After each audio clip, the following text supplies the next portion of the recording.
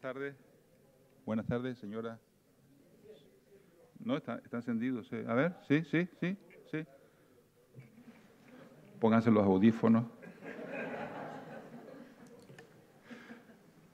Bueno, buenas tardes. Sean ustedes bienvenidos a este acto de presentación de la edición realizada por nuestra querida Carmen Díaz Alayón del libro Los portugueses en Canarias, Portuguesismo, de don José Pérez Vidal, que publica la Academia Canaria de la Lengua. Señora Directora Insular de Administración General del Estado, Ana María León. Señor Consejero del Cabildo, Juan José Felipe. Señor Consejero de Cultura del Cabildo de La Palma, Pablo Díaz Coviella. Señora Concejala de Patrimonio Cultural del Ayuntamiento de Santa Cruz de La Palma, Saray González. Distinguida y querida Elsa, querida Carmen, señoras y señores académicos, señoras y señores. Incurriría yo en un imperdonable despropósito si, contando con ilustres conocedoras de la obra de José Pérez Vidal, como son Elsa López y Carmen Díaz Alayón, me atreviera yo a emitir valoraciones o juicios con la pretensión de ampliar lo que también han expresado ellas en sus excelentes estudios. De modo que, si me lo permiten, intervendré brevemente para arrimar el ascua a mi sardina, y perdón por el coloquialismo, y poner de manifiesto la labor de la Academia Canaria de la Lengua, cumpliendo con sus objetivos fundacionales en la defensa, promoción y estudio de nuestra modalidad lingüística y de las manifestaciones literarias que en ella se materializan utilizándola como medio de expresión. Y lo haré sin otra pretensión que la de responder a una crítica que frecuentemente recibimos, pues con harta frecuencia, cuando hacemos pública exposición de las actividades académicas, suelen comentarnos que, fuera de los efectos directos que son consecuencia de nuestro trabajo, el conocimiento general que tiene la sociedad canaria de esta institución es más bien pobre. Es decir, se nos pide que nos promocionemos más y mejor. Y es probable que tengan toda la razón del mundo los que así piensan, porque nuestra academia y los académicos no perdemos o no gastamos un minuto de nuestro tiempo para dedicarlo a otros menesteres que no sean los estrictamente orientados a la consecución de estos fines.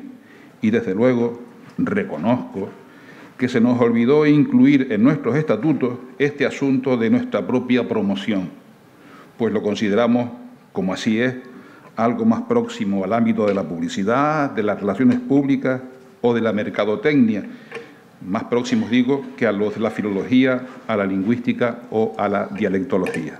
Así que, señoras y señores, sin entrar en cuestiones de divulgación, asesoramiento y formación, actividades que de forma regular realiza la Academia Canaria de la Lengua, me complace estar aquí como testigo del nacimiento de esta excelente edición, Los portuguesismos en Canarias, Portuguesismo, obra de don José Pérez Vidal, que viene a enriquecer nuestro ya importante fondo editorial, que anda próximo a las 100 publicaciones, 5 obras colectivas, 8 números de cuadernos de dialectología, 10 de la Biblioteca Manuel Padorno, 2 de documentación, 3 homenajes, 45 discursos de ingreso, una colección de obras digitales, en fin, yo los invito a que entren en nuestra página web para que vean que esta academia trabaja. Es esta la primera vez que la academia reedita un texto clásico en la bibliografía del español de Canarias. Y lo hace acogiendo a una extraordinaria personalidad, etnógrafo, historiador, filólogo, y hacerlo aquí, en su isla y en su ciudad de nacimiento, y por si fuera poco, de la mano de dos expertas, de la experta dialectóloga, la académica Carmen Díaz Alayón, de Elsa López, que comparten con el autor similares afanes filológicos y querencias indisimuladas por su insular entorno. Como es sabido, Los portugueses en Canarias había sido publicada en 1991 por el excelentísimo Cabildo Insular de Gran Canaria, Pero el tiempo transcurrido y las enormes ventajas de poder acudir al fondo original de la obra y presentarla mejorada en muchos aspectos fueron motivos para que Carmen se animara y se entusiasmara, me consta, enfrentándose a una nueva lectura crítica, a una sabienda de que muy poco habría de corregir a lo que ya tan bien había expuesto el maestro. Pues como la propia editora expresa, esta segunda edición se lleva a cabo esencialmente a partir de los materiales que se conservan en el fondo de la Biblioteca Insular José Pérez Vidal, aquí en Santa Cruz de la Palma, teniendo en cuenta la versión definitiva, tipificada como original, que alcanza más de 600 páginas entre cuartillas, mecanografiadas y materiales impresos, adaptados, y consultando todo el contenido del borrador, en buena parte manuscrito, y que constituye, como es de esperar, el embrión del posterior original. Materiales estos, los del borrador, que encierran una riqueza apreciable, no solo porque se revelan singularmente útiles para solventar posibles olvidos y dudas puntuales, sino también porque constituyen un espejo en el que se puede contemplar el crecimiento y evolución de la obra. De igual forma, las dos fuentes señaladas, el original y el borrador, se han contrastado con el texto de la primera edición, aparecida hace ya 33 años, sobre todo para comparar la forma en que se han solventado dichas cuestiones.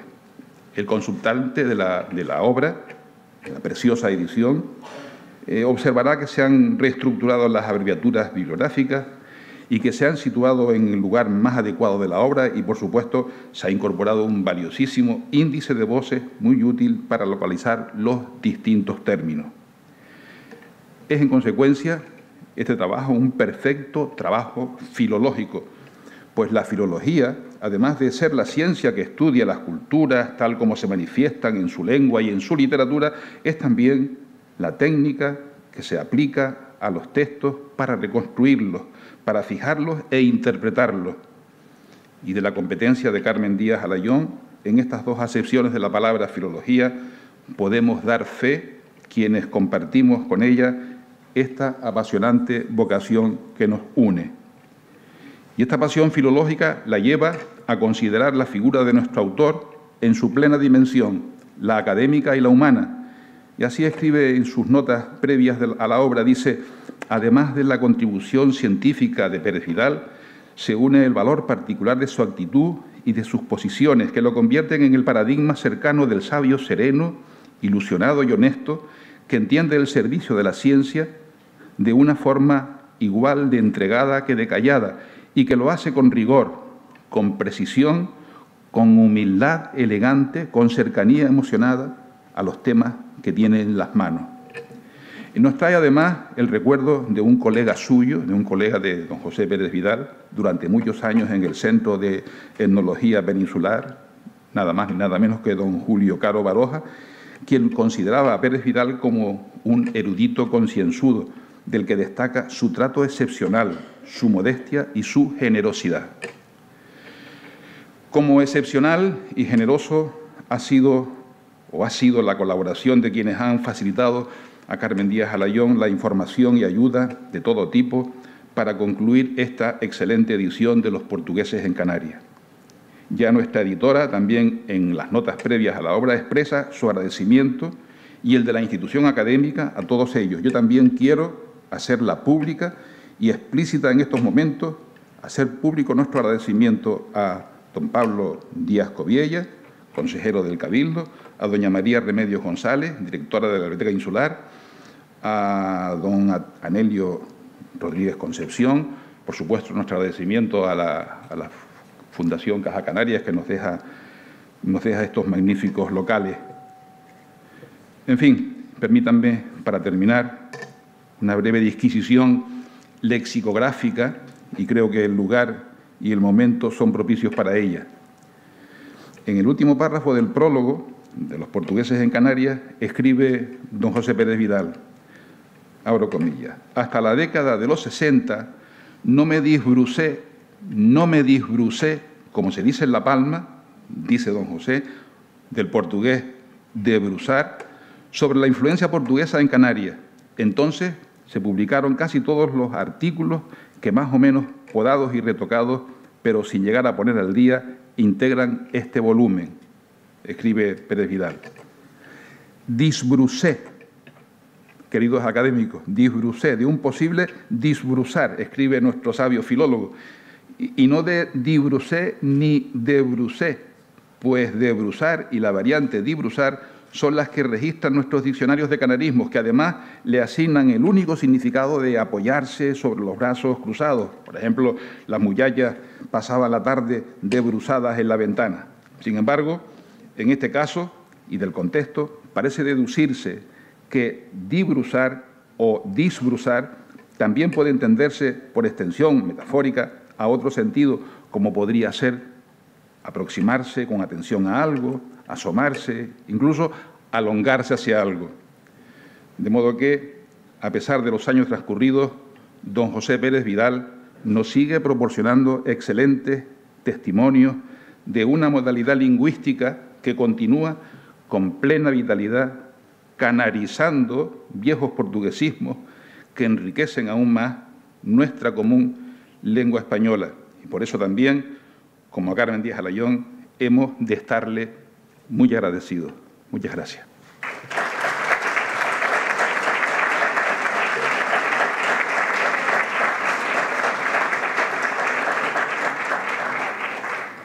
Quienes van a presentar la obra, en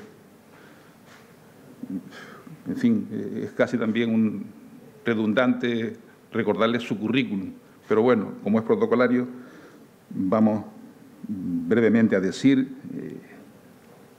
a recordar quién es Carmen Díaz Alayón, doctora en Filología Hispánica, profesora titular del Departamento de Filología Española de la Universidad de La Laguna, ha trabajado cuestiones de toponimia, de lingüística prehispánica canaria, lexicología, dialectología hispánica, con atención particular al español de Canarias.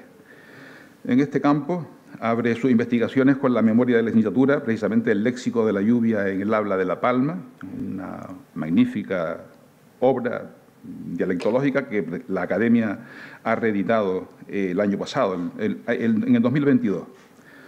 Ahí aplica los logros de la semántica moderna y análisis del vocabulario dialectal.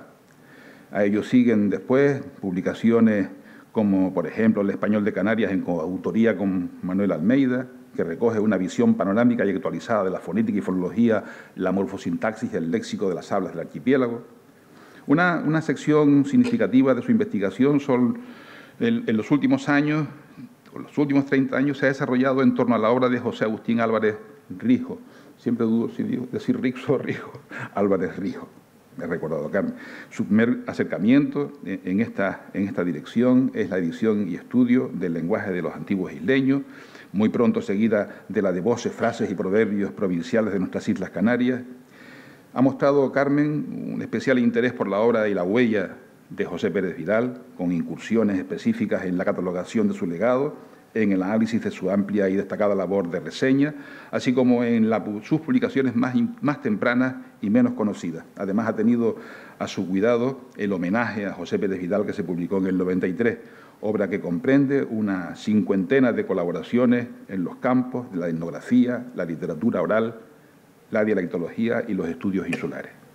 Sus incursiones en el campo de la toponimia son numerosísimos y comienza pronto, ya desde el año 86, defiende su tesis doctoral estudio de la toponimia menor de la isla de La Palma, investigación que inicia los estudios toponímicos en el ámbito canario y que ha sido punto de referencia para estudios superiores.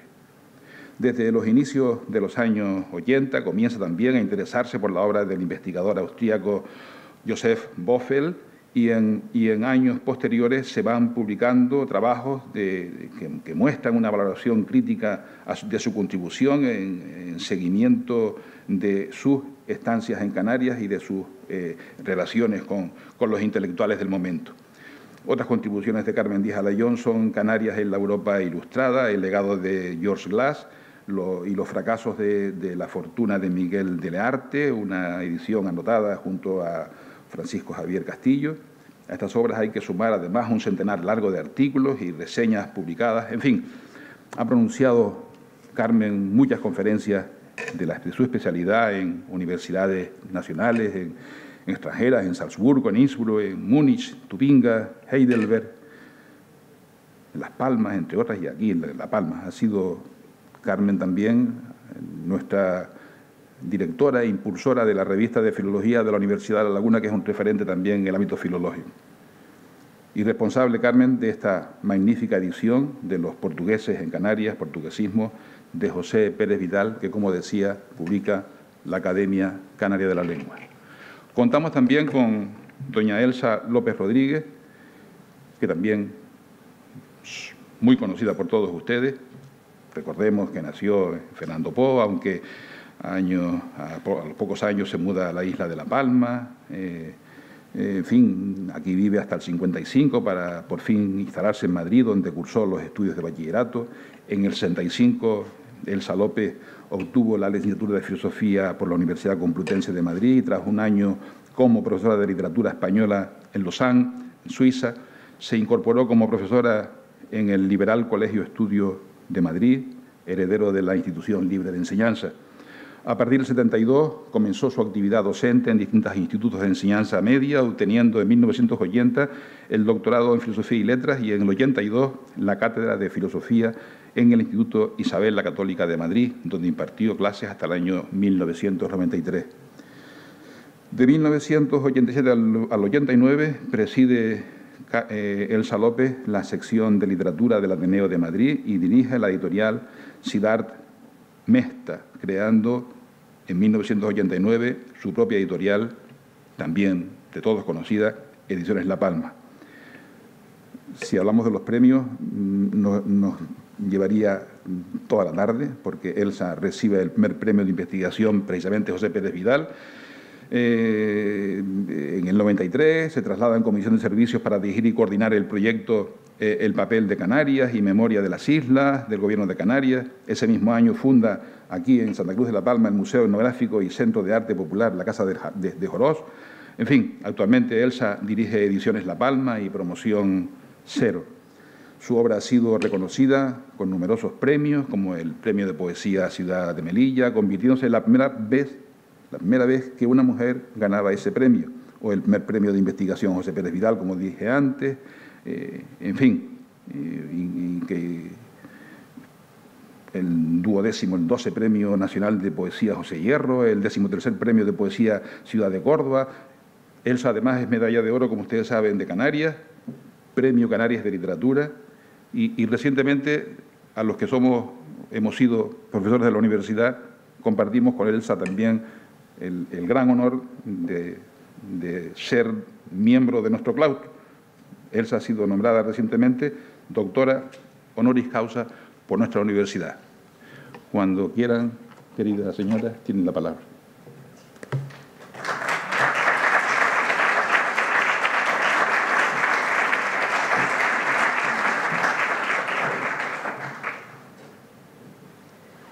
Buenas tardes a todas y a todos y muchas gracias por acompañarnos en este acto que no puede ser más deseado ni entrañable.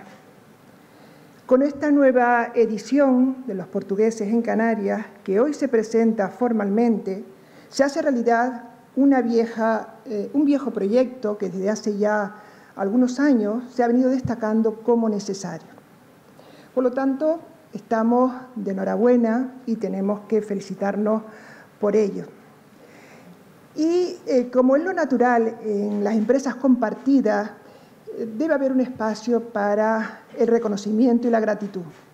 Ya Humberto Hernández se había pronunciado en este sentido, pero yo también quiero, de alguna manera, pues hacer pública ese agradecimiento a todas aquellas personas que por diversas maneras pues han intervenido en esta feliz travesía y la han hecho posible. En primer lugar, como no, le doy las gracias a la Academia Canaria de la Lengua, a todos y cada uno de sus miembros, sobre todo a la Comisión de Lexicografía, que hicieron suya mi convicción de que este título tenía que formar parte dentro de las publicaciones de la institución. Mi agradecimiento va también a don Pablo Díaz Coviella por la colaboración y la disponibilidad mostradas en todo momento. Y de la misma forma quiero hacer llegar mi reconocimiento a doña María Remedios González Brito por la profesionalidad y la diligencia desplegadas en facilitar mi labor en la consulta de los correspondientes originales, al igual que le agradezco también los materiales gráficos que están enriqueciendo, que quería que enriquecieran esta presentación y que proceden asimismo de los fondos de la Biblioteca Insular José Pérez Vidal. Vayan también mis gracias a Elsa. Gracias, Elsa, por estar aquí. Elsa, desde el minuto 1, no dudó para nada en querer acompañarnos en esta ocasión y desde sus luces y desde sus vivencias acercarnos un poco más el pensamiento y el legado de nuestro investigador. Te lo agradezco profundamente, Elsa. Una mención especial se merece también mi querido colega y amigo Anelio Rodríguez Concesión, que creo que está por allí. Anelio, no solo por su cooperación en diligencias recientes, sino también, y quizás esto sea lo más trascendente, por la ayuda relevante, generosa y poco conocida que le brinda al autor en el remate del texto definitivo de esta obra. Asimismo, quiero mencionar a Víctor Hernández Correa, por estar siempre cerca, por ayudar de forma sincera. Y no me quiero tampoco olvidar del ánimo que me han dado numerosas personas, entre ellas Fernando y Eloísa Pérez González, que han seguido con entusiasmo todo el proceso de publicación. Muchísimas gracias a todos de corazón. De manera inicial, creo que la mejor manera de mostrar el camino recorrido en este proyecto es a partir de la pregunta: ¿por qué una nueva edición de esta obra? Las razones que la justifican son múltiples y todas ellas igualmente válidas. La principal es que esta publicación nos permite celebrar y rememorar la figura de José Pérez Vidal, la figura intelectual y también su valioso legado científico, repartido por igual entre la etnografía, la filología y la historia. Mucho le debemos a su interés por la cultura material, por las tradiciones orales, por la andadura de la industria del azúcar, por el viaje oceánico de nuestra lengua. Y en medio de todo ello está siempre presente su compromiso sincero con los estudios canarios.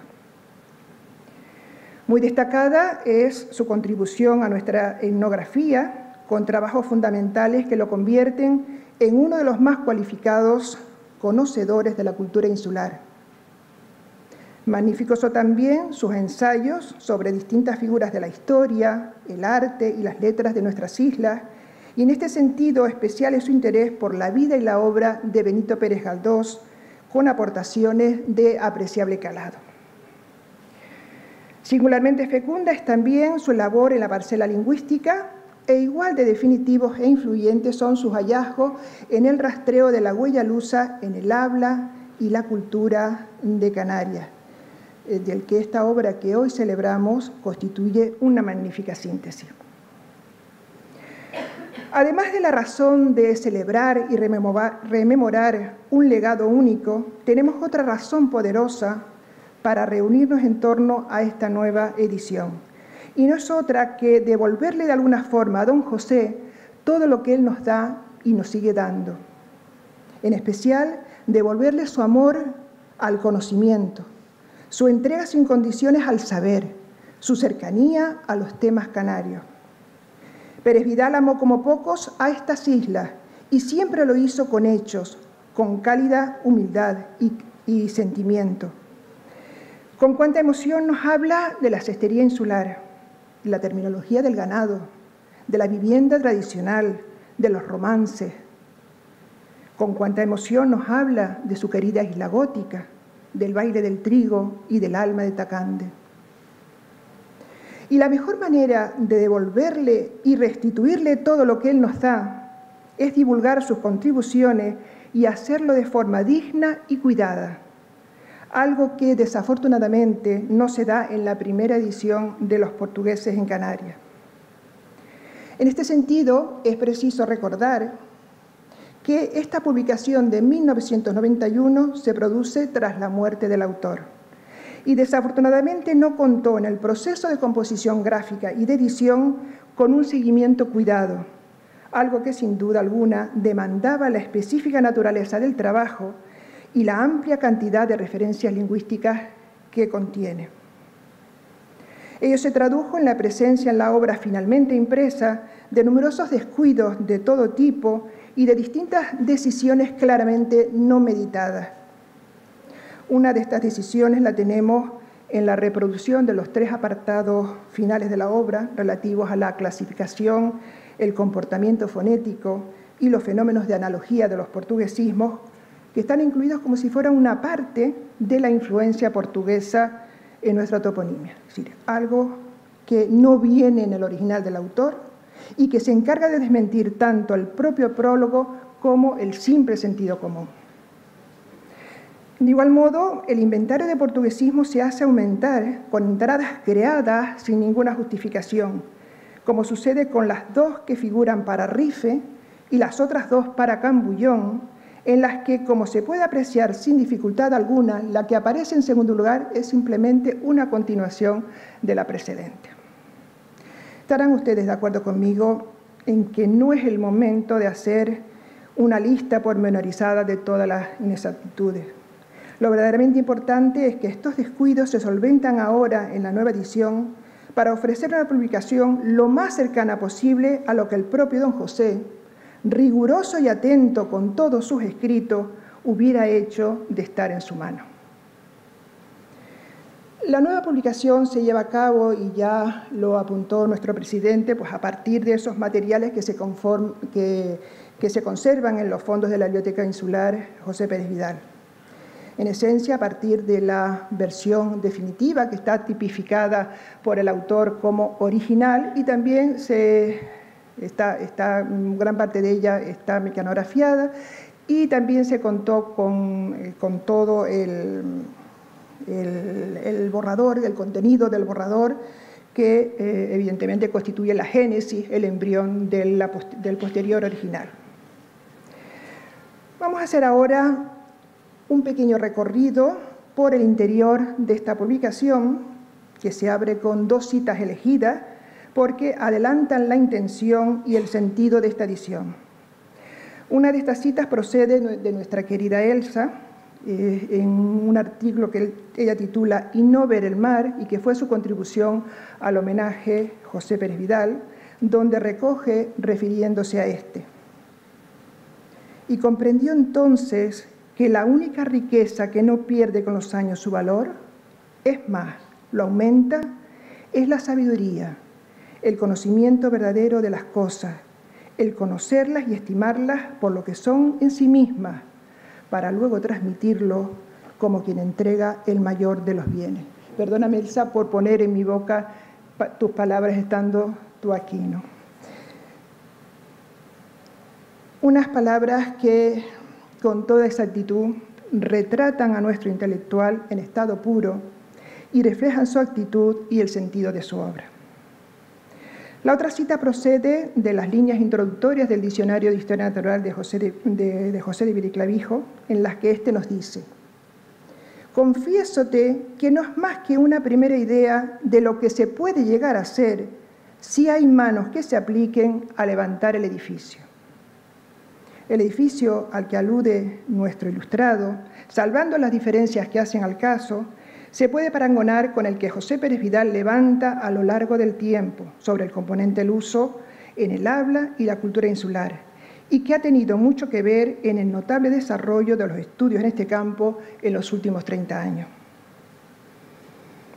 Especialmente ilustrativo es el prólogo. Es un prólogo breve, medido, en el que el autor esboza cómo se conforma la contribución que nos ofrece, y también rinde cuenta del camino recorrido en este campo y de los resultados obtenidos.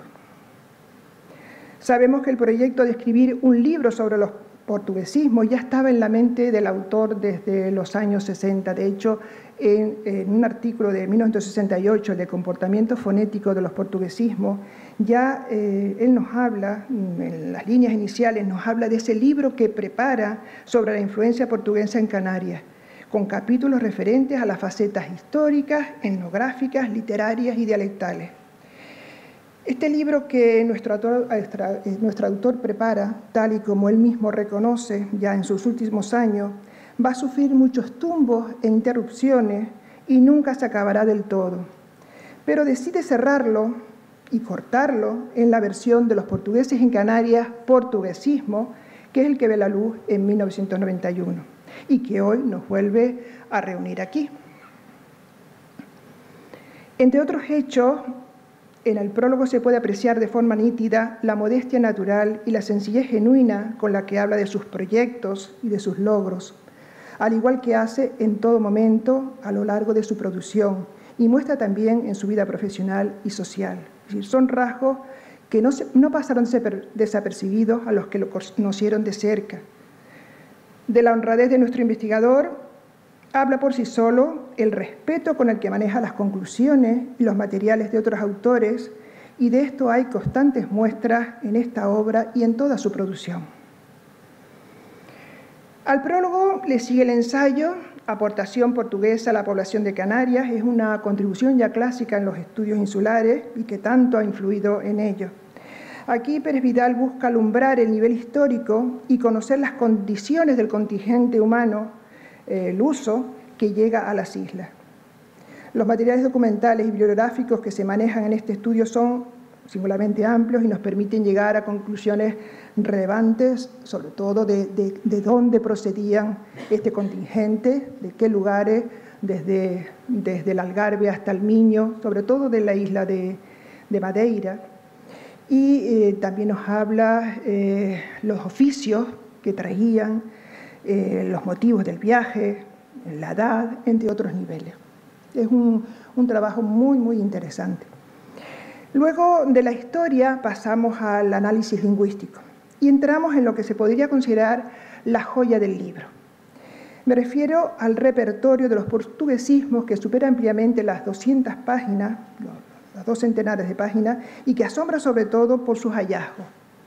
Esto es así porque, como ya he señalado en otras ocasiones, en nuestro investigador se aunan 2 perspectivas que aseguran el éxito de sus estudios lingüísticos. Al analizar el español del archipiélago, no tiene dificultad en llegar al conocimiento íntimo del habla porque la conoce y ha hecho uso de ella como medio natural de expresión. Cuenta con la facilidad de conocer el alma del español canario, los valores y matices semánticos de las palabras y el sentido figurado de las expresiones.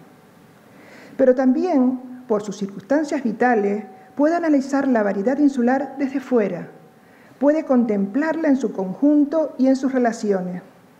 Este hecho lo sitúa de modo claro en una posición especial para el análisis y de ahí la riqueza de sus hallazgos y lo atinado de sus conclusiones.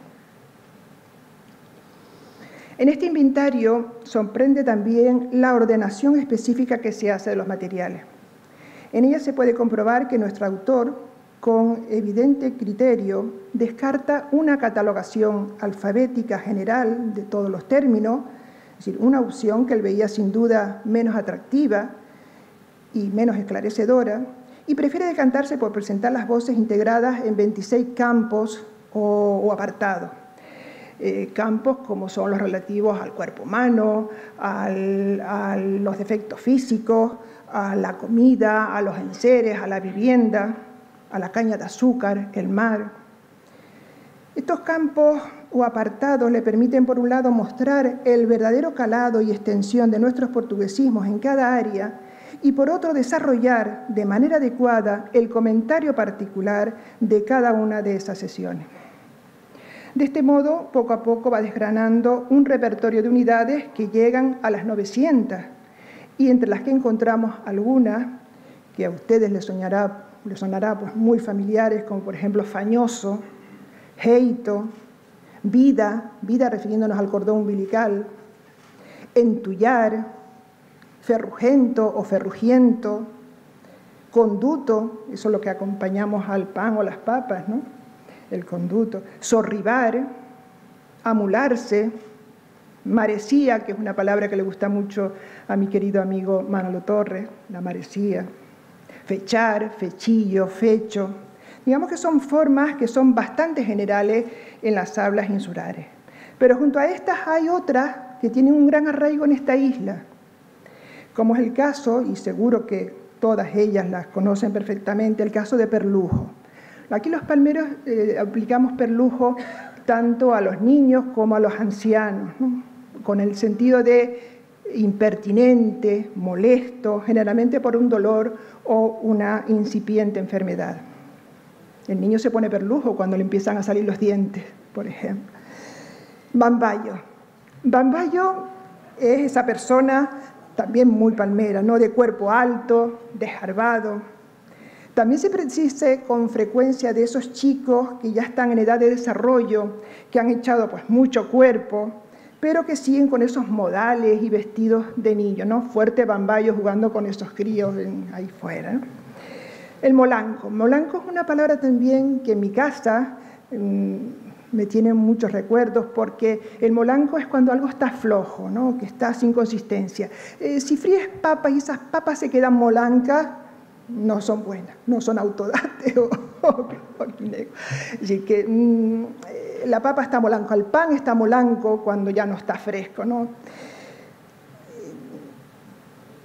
Fanchón, el vanidoso, el jactancioso, también tenemos fanchona, no solamente fanchón, sino las fanchonas también las que se las echan, ¿no? Farulla, como viruta, es muy palmera. Merenguiño, el dedo meñique, o chafallo, como una cosa vieja y despreciable.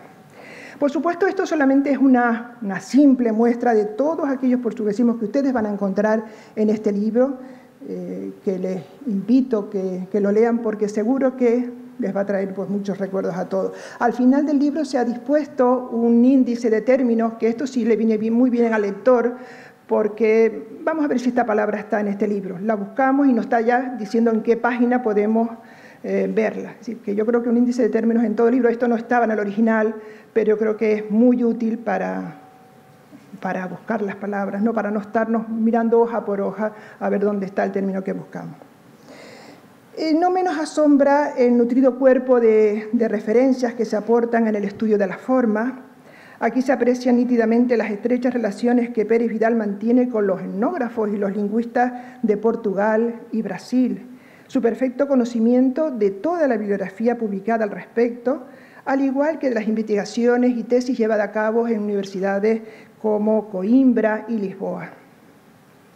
No menor es también el uso que hace de los materiales dialectológicos generales del español, en especial el que se muestra de las áreas del gallego, del leonés, del asturiano, del extremeño y del andaluz, entre otras, además de que es manifiestamente amplio el manejo que hace de las fuentes canarias. Y tras el espléndido estudio de los portuguesismos, Pérez Vidal dispone 4 de sus contribuciones más valiosas en este campo, que son influencia portuguesa en la toponimia canaria, clasificación de los portuguesismos, comportamiento fonético de los portuguesismos y fenómeno de analogía en los portuguesismos. Estos 4 ensayos conforman por este orden la parte final del libro. Esta nueva publicación nos pone delante a José Pérez Vidal en su viaje al pasado y al interior de lo canario, y sobre todo nos muestra los frutos, sin duda ricos, que recogen en él.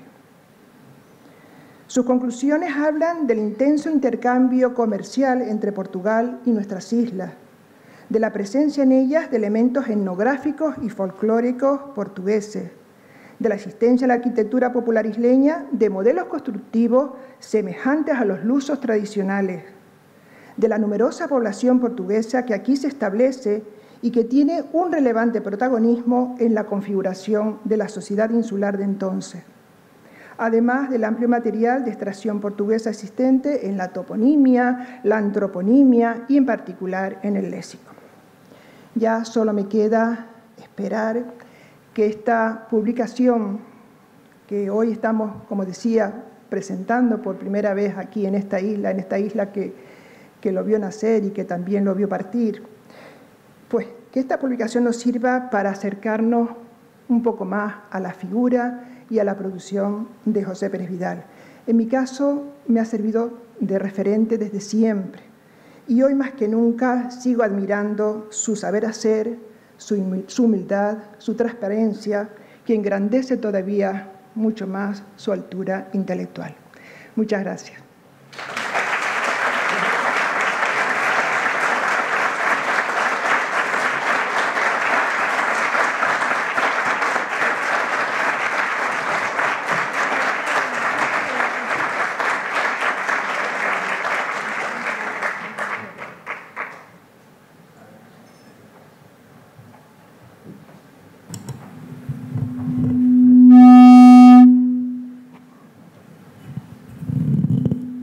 Sí, gracias.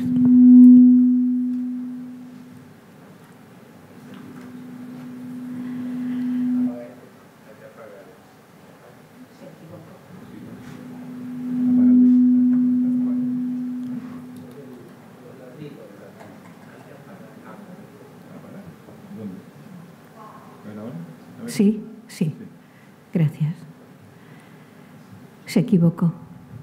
Se equivocó cuando pensaba y declaraba algunas veces que a nadie le importaba lo que hacía. En una de las primeras conversaciones que tuve con él, me dijo eso. Estaba triste porque pensaba que lo que había hecho, los trabajos a los que se había encomendado y con los que había de alguna manera puesto todo su corazón, su ánimo y su cabeza, a nadie le importaba. Bueno, yo en mi inocencia le decía siempre, don José, no diga usted eso. También dudaba, conociendo el mundo y conociendo un poco cómo somos los canarios, con lo nuestro, quiero decir. La importancia que le damos a lo que viene de fuera, a lo que relumbra que viene de fuera, y lo poco que amamos lo nuestro. Pero, insisto, se equivocó. Yo estoy aquí porque lo quería, y lo quería mucho. Y porque en un momento de mi vida intelectual, de crecimiento, de necesidad de crecimiento, él estaba allí. Julio Caro Baroja me dijo un día, pero ¿cómo? ¿Usted no conoce a Pérez Vidal? Pero sí, Pérez Vidal es, vamos, le puede a usted dar miles de lecciones, miles de historias, pero es usted de La Palma y de verdad no conoce a Pérez Vidal. Bueno, se puso tan pesado que yo busqué a don José y un amigo mío del Consejo me lo presentó. Con este amigo escribí un libro hace muchos años que era una biografía, pretendía ser una biografía. ¿Qué fue lo que ocurrió? Que quedamos con él, le hice la propuesta de escribir ese libro con Antonio Cea y él insistía, ¿pero para qué? ¿Para qué? ¿A quién le importa mi vida? Digo, bueno, pues a mí, punto.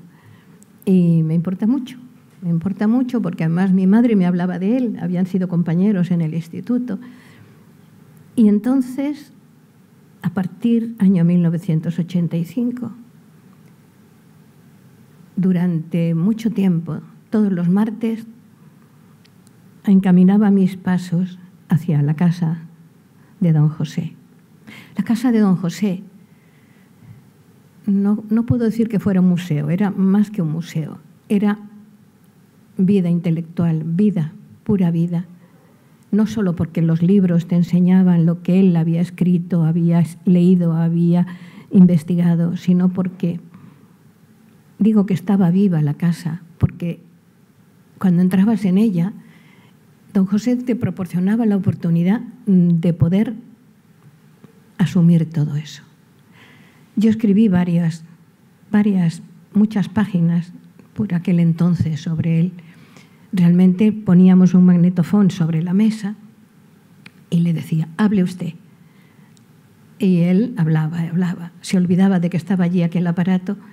Yo me olvidaba también. A veces Antonio Cea no podía venir, pero yo iba siempre puntualmente. Y él hablaba. Y de repente, poco a poco poco a poco me fui dando cuenta de lo que me estaba dando, de lo que nos estaba dando, de cómo martes tras martes.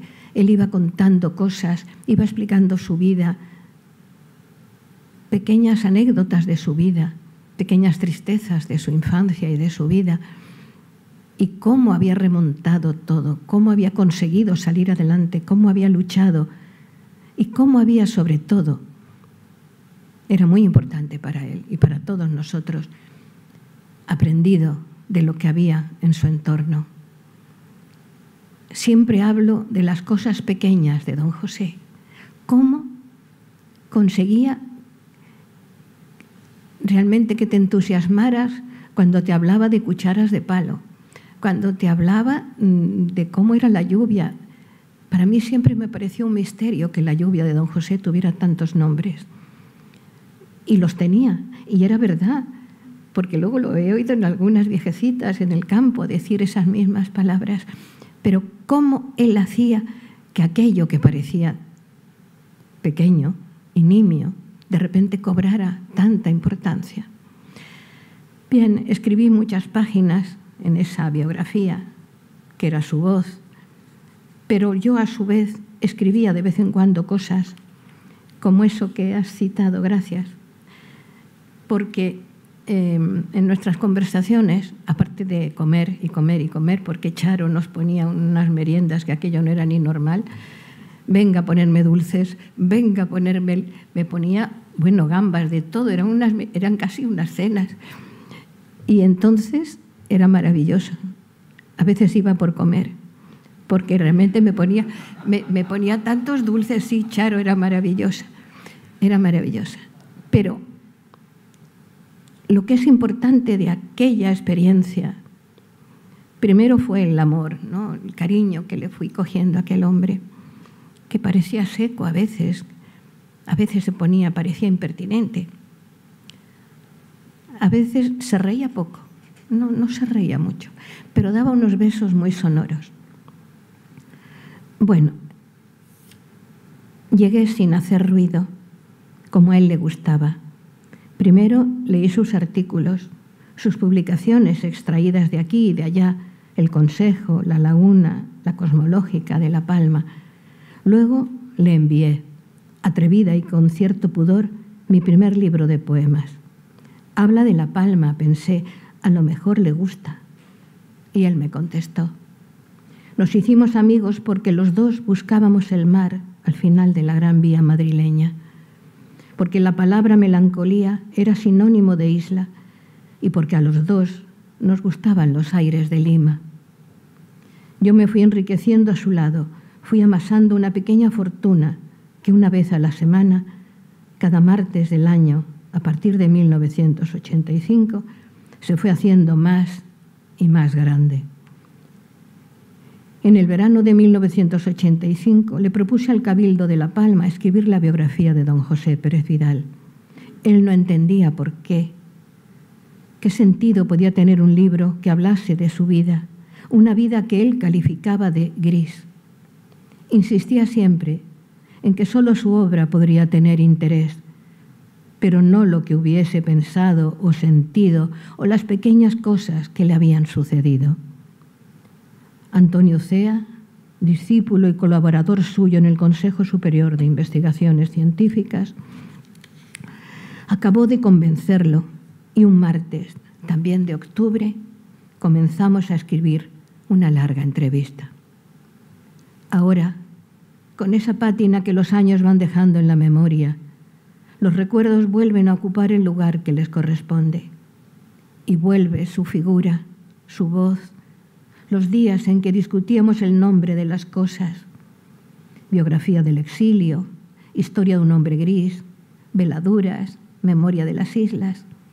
Cada título era un símbolo, necesitaba una aclaración y tuvimos miedo a que no fuera entendido en su justa medida. Y al final quedó su nombre, su figura al fondo virada en sepia y un subtítulo exculpatorio. Y así quedó. Como esas fotos antiguas de color indescifrable que enmarcamos sobre un piano en nuestro mejor salón. Así quedó, dulcemente aferrado a las palabras, mirándonos por encima del mundo, sujetando el hilo transparente de una cometa de papel. seda de colores, detrás de la que nunca podría correr. Puse esto porque una vez me contó que una de sus penas de pequeño, él tuvo polio, era que no podía correr como otros niños con las cometas por la playa. Es martes y hace frío. Son las 5 de la tarde. La calle Fernando el Católico es un río de coches camino del océano. Al pasar por delante de la dulcería me llega el olor tibio de las ensaimadas recién hechas. Charo habrá preparado una bandeja con bombones de licor y trenzas de azúcar, pienso, bombones rojos y dorados en filas iguales sobre el pañito blanco bordado de realces. Llego al portal. He vuelto a olvidarme del piso. Recuerde, siempre el usted entre él y yo, no se olvide del 5º mandamiento. Y aprieto el botón de las 2 puertas. Entonces se hace el silencio. Hay que esperar. Don José se levanta de la mesa del despacho y comienza la larga travesía de aquel pasillo umbrío hacia el contestador y luego la mirilla. ¿Sí? Don José, soy yo. Es martes y él lo sabe. Empuje. La voz contenida, pero con una ligera inflexión de alegría. Don José espera impaciente detrás de la puerta. Por la celosía de bronce entra la luz de una ventana rectangular. Luego abre, se queda quieto 2 o 3 pasos más atrás de la puerta, en medio justo del recibidor. Charo alcanza sus hombros y espera también. Primero el beso a Charo, a su ternura de bata sonrosada, a su pelo blanco, a sus manos frías de terciopelo casi. ¡Ay, qué fría traes la nariz! Luego el beso a don José. El beso de Charo se filtra, se hace como de algodón. El beso de don José choca contra las esquinas de su rostro, contra la cuadratura exacta de su mandíbula cortada y cincelada. Y el beso se queda hundido y sonoro en el hueco de sus mejillas. Yo intento decirle a través de aquel beso lo que nunca le digo, que a pesar del silencio, yo también lo quiero, con la misma ternura que me llega natural y espontánea en el beso de Charo. Pero es muy difícil. Don José me mira desde esa lejanía que provocan las gafas. Hace un gesto leve como de escalofrío y me dice, pase. Bajamos por un barranco oscuro, ese río sin agua de su largo pasillo, una consola, fotos, cuadros de La Palma, cortinas, la mesa preparada con la merienda a punto, la esquina hacia otra parte y luego el mar. Al llegar al mar, don José se sienta en un sillón muy grande delante de la mesa repleta de papeles, libros, cuadernos, fichas. Hay 3 sillas y 2 sillones verdes. En días especiales ocupo el sillón frente al suyo y me quedo en el borde, los pies juntos y la libreta abierta sobre las 2 rodillas. Es parecido al miedo, al desasosiego de la primera escuela. Y el maestro, muy serio, mirándote a los ojos. A ver, niña, ¿qué sabes de los verbos? Yo pregunto algo y don José me habla, se hace palabra, verbo, memoria y desconsuelo. Me habla de La Palma, del mar, de la dura batalla de su alma, del miedo y de sus gentes. Yo escribo nerviosa, con temor a equivocarme, a perderme sin él. Otras veces, Charo ocupa el sillón frente al suyo y yo me quedo en medio, en una silla alta, los pies en el aire. Charo interviene, hace el contrapunto a todas las historias que don José intenta contar. Al rato se levanta y hacia las 7:30 regresa, pasos lentos, arrastrando las zapatillas de lana con una bandeja de plata. Charo, espera, dice él. Es que tiene que comerse los pastelitos, dice ella. Y sin esperar respuesta y sin dejarnos acabar la frase que tenemos a medias, coloca la merienda al borde de la mesa. Los bombones de licor tintinean al trasluz en las copas de vino blanco. Come, coma, dicen a coro. Entre bocado y bocado, todavía me atrevo a preguntarle algo.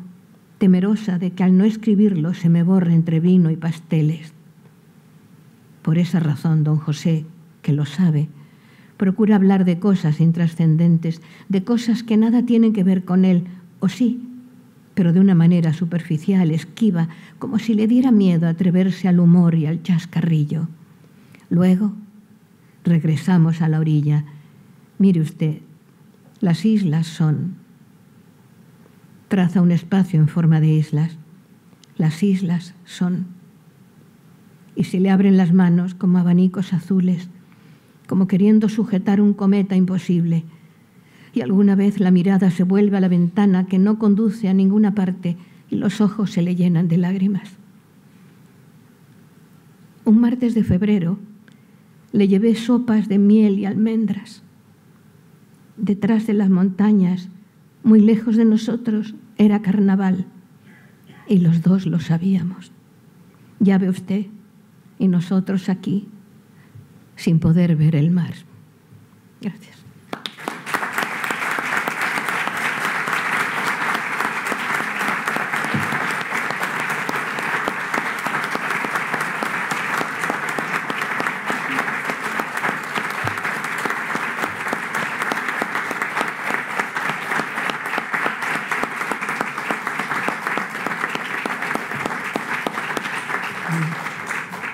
Pobrecito mío.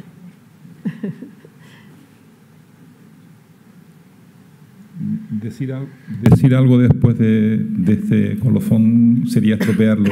Así que gracias por haber venido. Buenas tardes.